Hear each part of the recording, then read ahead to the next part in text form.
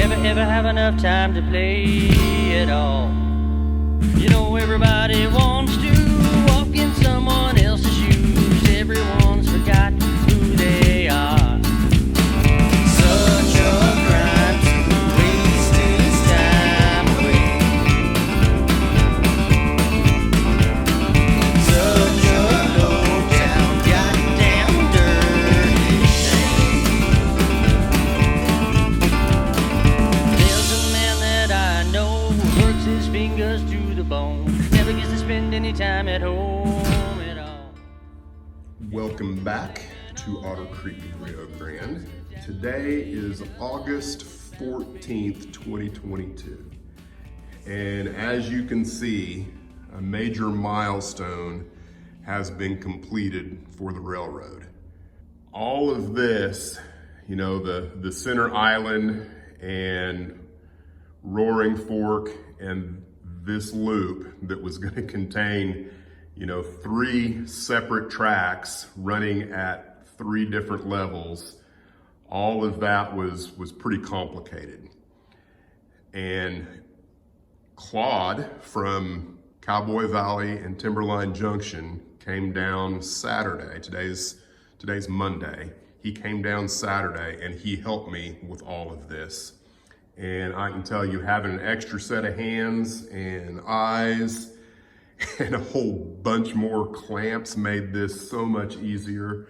I think we got this completed probably in 2 hours, maybe, you know, kind of, you know, getting everything laid out to where I knew where to come in with the supports.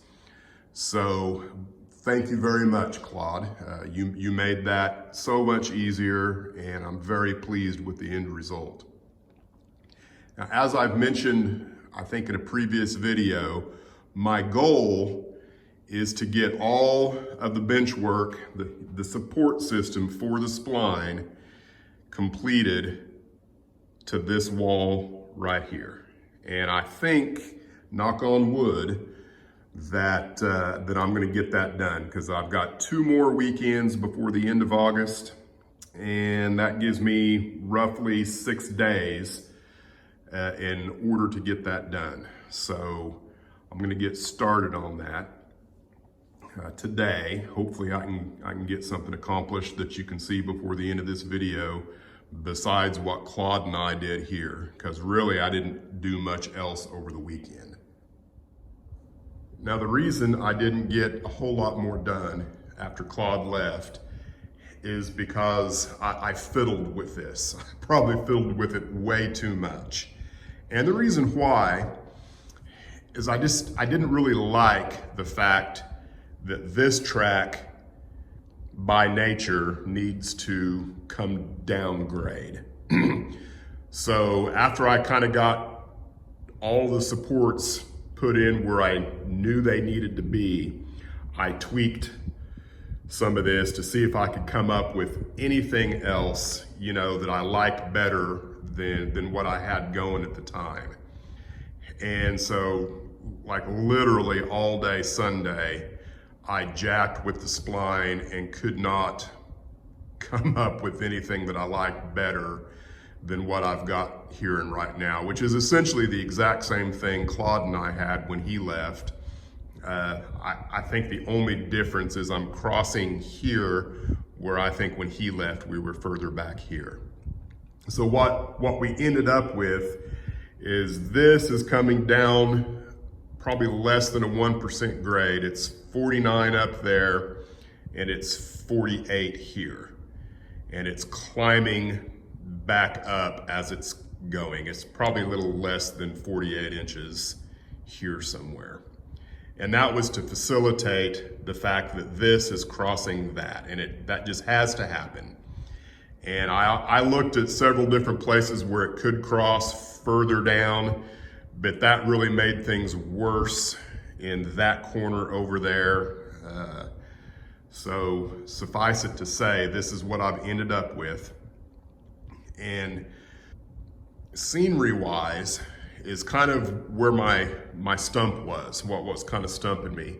And that is that there needs to be a river that comes through here and crosses here and meets up with the river that's here. You know, that's something that I would really like to put in, but I was just having a hard time seeing the scenery all through here. And I still can't really see it exactly the way I want.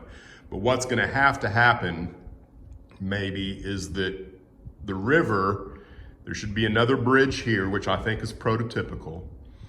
You know, the river is gonna have to be on the other side of this spline here somewhere, going that way and disappearing into mountain or trees that you just, you know, it's suggested that the river is going somewhere else that you can't see. And then it will come through here, and I figure it's probably just gonna have to make a cut in here that makes this, because it's kind of hard to see on camera, but this is lower than this. So you're gonna be looking down into the river here, and then there will have to be a bridge here. And then the river that comes this way will continue this way, and I'm gonna have to figure out how it disappears as well off the fascia. Similar to how it's gonna have to disappear off the fascia somewhere down here.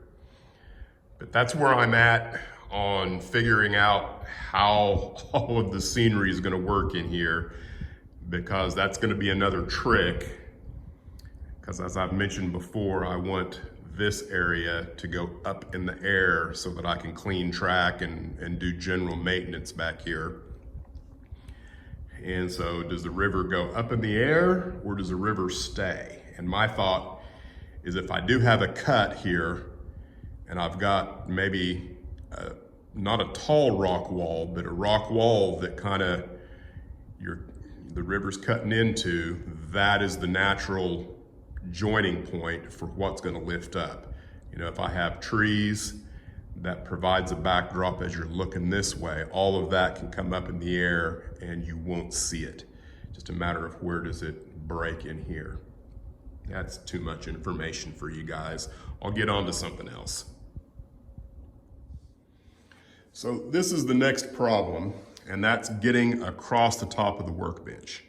And this was another reason why I fiddled around with all this stuff as much as I did. I wanted to get as much height as possible on the lower track. But every time I brought that track up higher, it complicated where this track needed to cross it. And I was ending up with, you know, grades that were too high for me. And even this one, it starts, I believe, at a 2.5% grade here.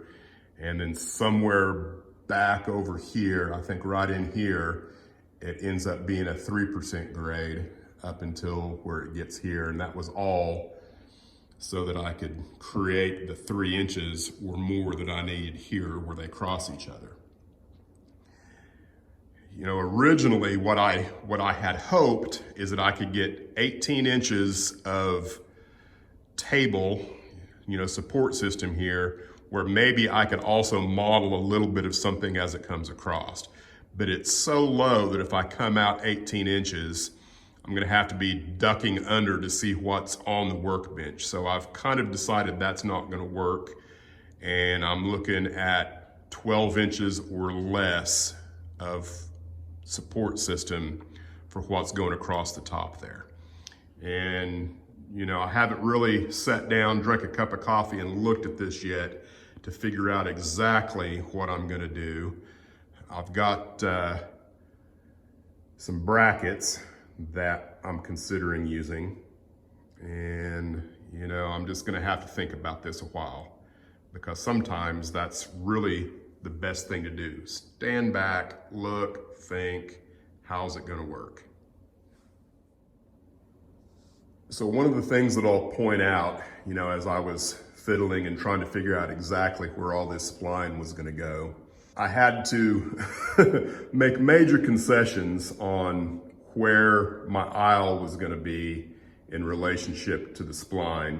And you know, I've mentioned it before, you can create something in a computer-assisted drawing program all day long and it looks great, but there's a whole different world when you actually go to creating the physical model.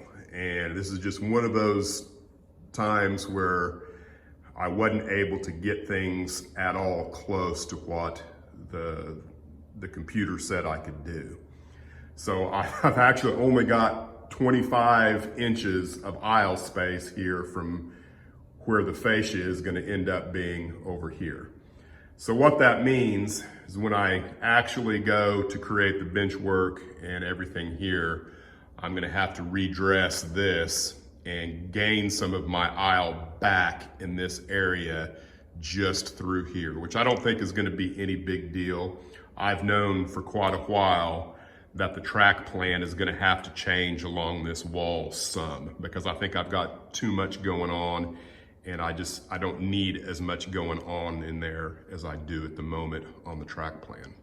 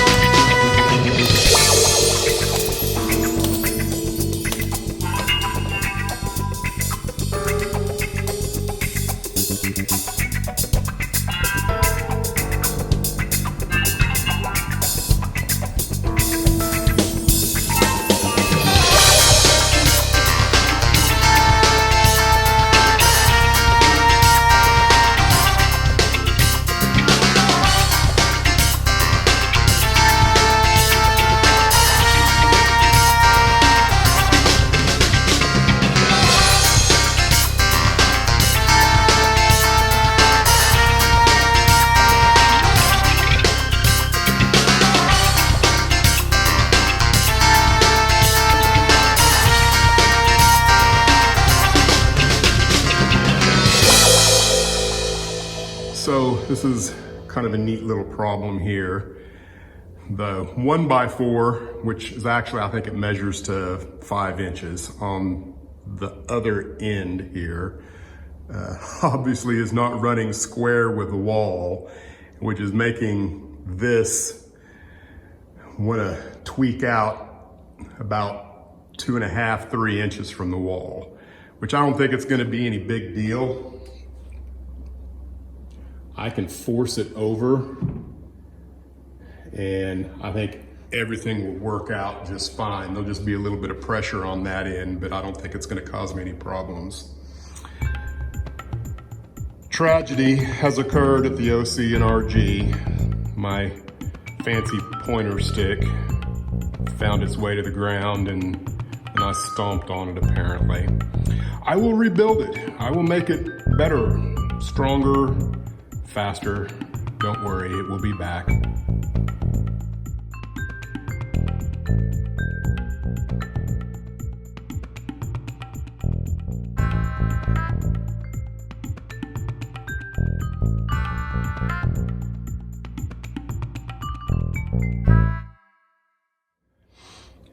So my questionable carpentry skills have reared their ugly head. And you got to remember when you do this kind of thing that there's a difference between the measurements you do with your tape measure when you're pulling versus when you're pushing. And then also, you know, out there on my Craig system on the radial arm saw, I've got another measuring system. And most of the time when you're reproducing something, it doesn't really matter as long as your parts are all the same length, even if they're not exactly what you measured. In this case, what I should have done is after I reproduced these two runners here, I should have brought one of them back in and compared, and I would have found out that I needed to shave off about 1/4 of an inch right here. So I'm gonna go see if I can create a 1/4 inch shim for back here and just be done with it, because it's really not that, you know, crucial. I'm not gonna undo all of this just for 1/4 inch if I can create a shim.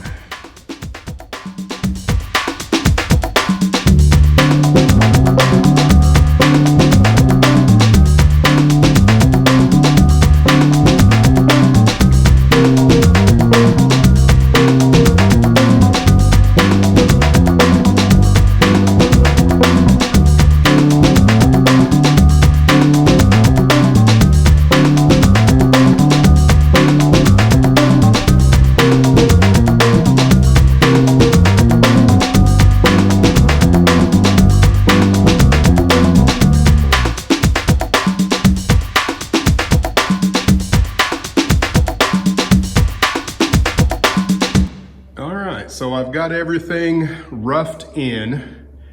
I don't have anything permanent in here yet because I'm not 100% sure that I've got everything where it needs to be as far as the height goes.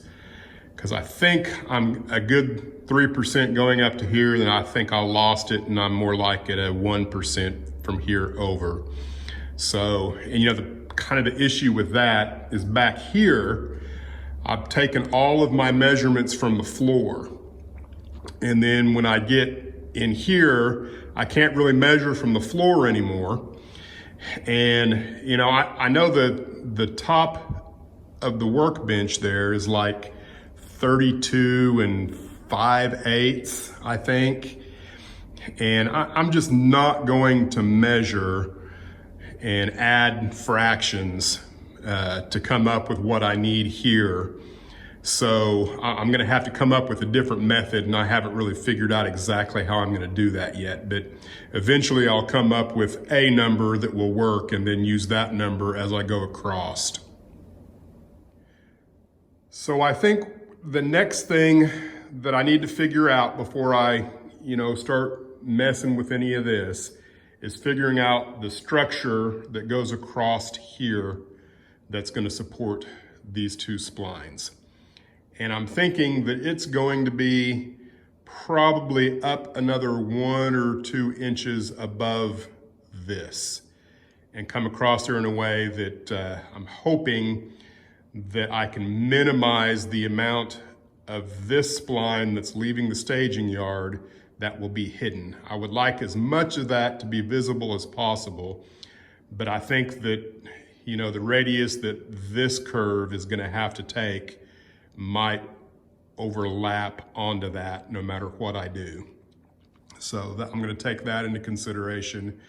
And then the other thing, you know, that I haven't really mentioned yet, but, and I'll throw up the track plan, is that this area right in here is something I'm really looking forward to modeling, because I'm wanting kind of a gorge, or I don't even know what the right term for it would be, but there's an interchange here, and 1 or 2 tracks will go all the way to the door, and that kind of leaves a triangular area there that if I can sneak all of this underneath that top track, that will be my spray booth.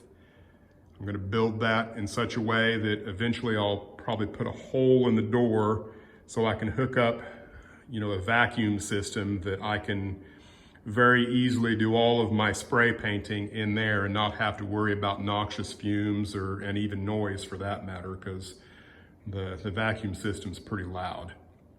But I think that's all for another video, because it's coming close to the end of the day on Monday, and I'm ready to give this a break.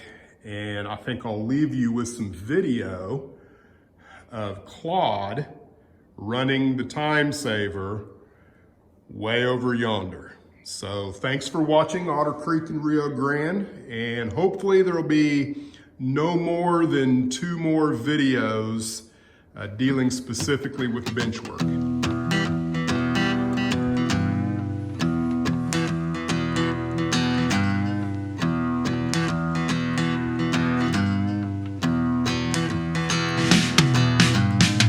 Told my baby I'd be home by 9. Hell, I tell her that most of the time. Whoa, baby, don't know, won't hurt her too much. Whoa, I'll tell her where, but I won't say what. Oh, now I'm dancing, oh, I'm dancing. I'm dancing with the devil. Oh, now I'm dancing, oh, I'm dancing. I'm dancing with the devil.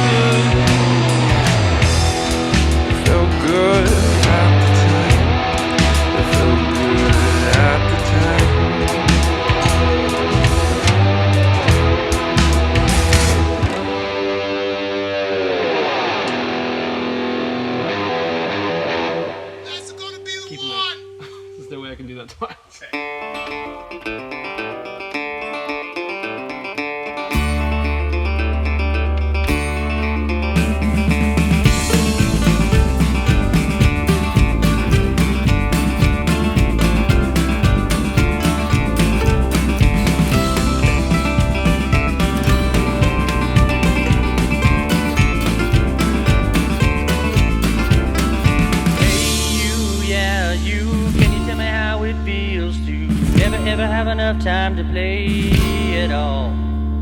You know everybody wants to walk in someone else's shoes. Everyone's forgot who they are.